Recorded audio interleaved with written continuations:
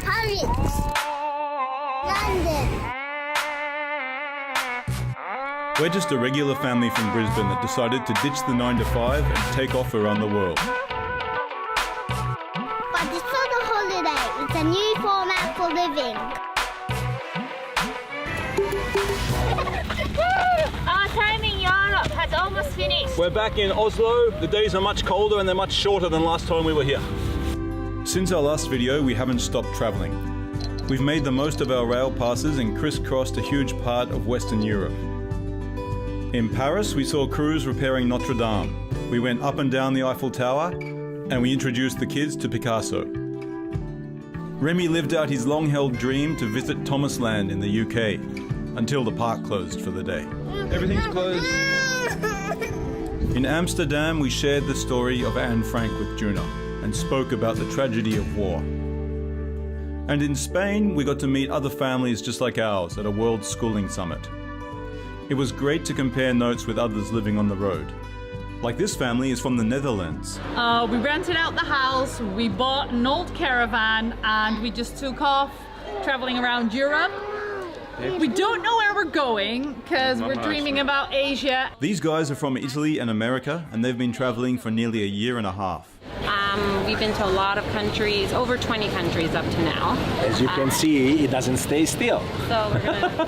And the kids and teens I spoke to seem to love learning on the road too. The benefit that I've had the most from world schooling is being able to grow and discover myself without the constraints and social expectation of a school.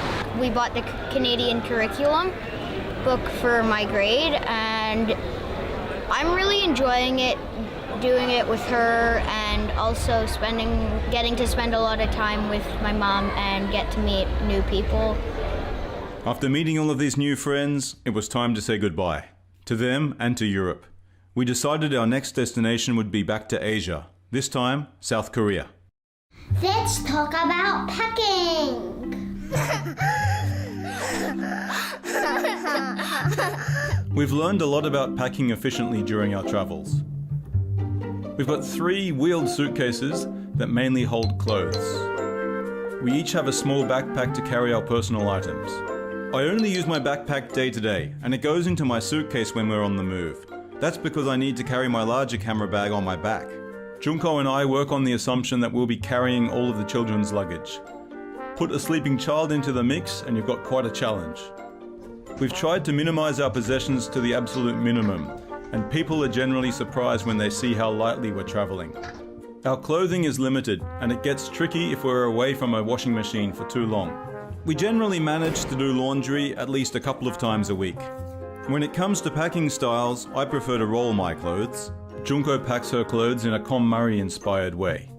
I'd be keen to try Junko's method, but it's a bit difficult when I have to put a tripod and gimbal in my suitcase. This is really handy. David's mom gave me this, and it got hook here, some tweezers, scissors, nail cutter, thermometer, some painkiller, washing thing, band-aid, makeup, some oil, all sort of things. Washing net is also really handy. How do you use this? Great for washing, but also good for traveling. We put socks and underwear here, and then we put it in the suitcase, and then easy to find them.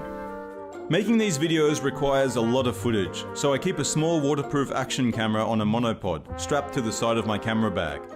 That allows me to get shots of the family walking between trains and to and from accommodation. But having the camera out can also make it vulnerable, something I learned the hard way. When I was in Barcelona, I put my camera bag down and the camera just fell off the monopod.